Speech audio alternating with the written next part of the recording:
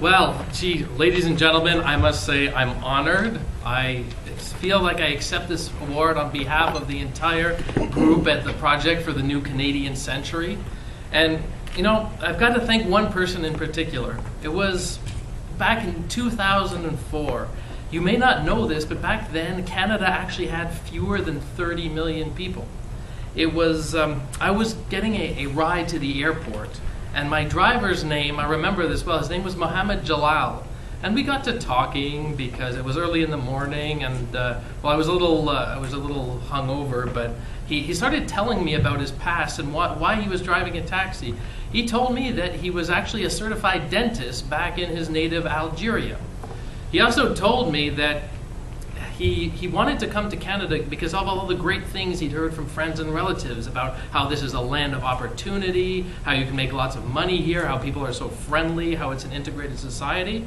And that, well, over the years he'd been somewhat disappointed by evidence that he was driving a taxi. He didn't think there was anything wrong with that, but he felt like he wasn't living up to his full economic potential. We as Canadians are a very welcoming people, as long as you get along with everyone, as long as you have the same customs as everyone, and as long as there's no threat of taking some kind of economic opportunity from a native Canadian. So that got me thinking, why is our immigration structure set up so that people who come with advanced degrees have to end up driving taxis? We had websites even back then in 2004. I went to the Government of Canada website to find out what is it that makes a Government of Canada take someone in as an immigrant. Well, as it happens, they have this thing called a score out of 100, and there are certain numbers of points that you can get for different things. Mastery of official languages gives you a huge number of points. If you have any kind of college degree, advanced degree, no matter what kind of degree there is, a huge number of points. You have to be between 18 and 49, prime working age. You'll get a bunch of points that way.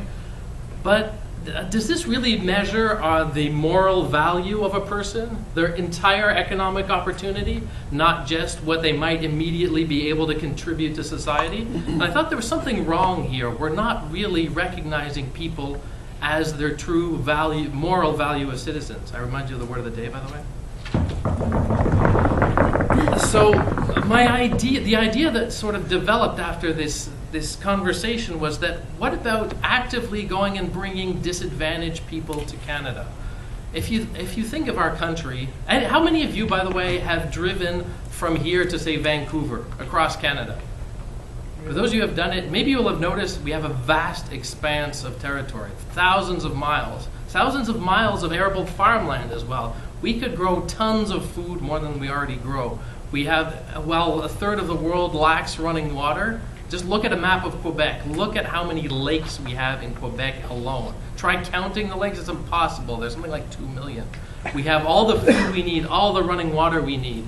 The devastating global warming that has gripped us for the past 2 decades is on our side. So think about it. It was easy for us to bring in all these extra new Canadians. All we needed to do was make sure we got the right people. We didn't have to select an age group. We know that families like to stick together. It wasn't just about bringing productive people who could get jobs right away. What about their whole family? What about their grandmother who doesn't want to be left alone?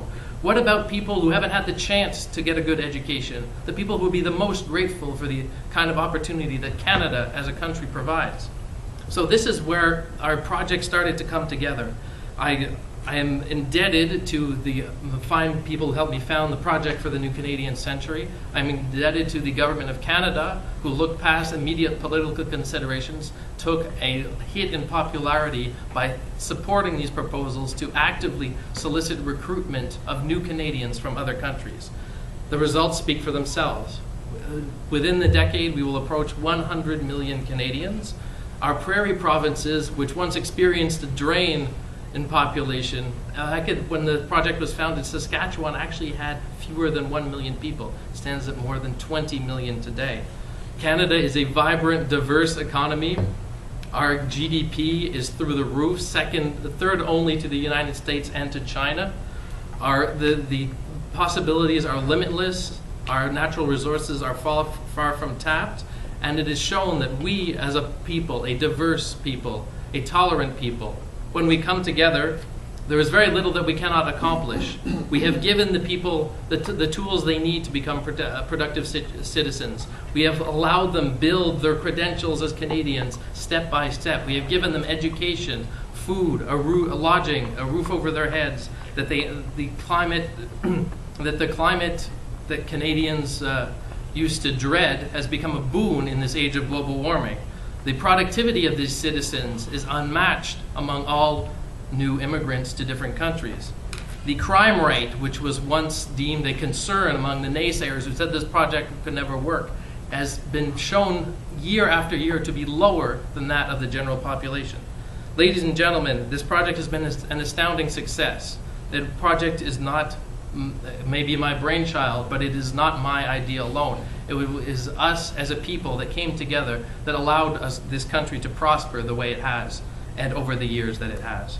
Ladies and gentlemen, I consider this award as each of you is deserving of this award as I am. Thank you very much.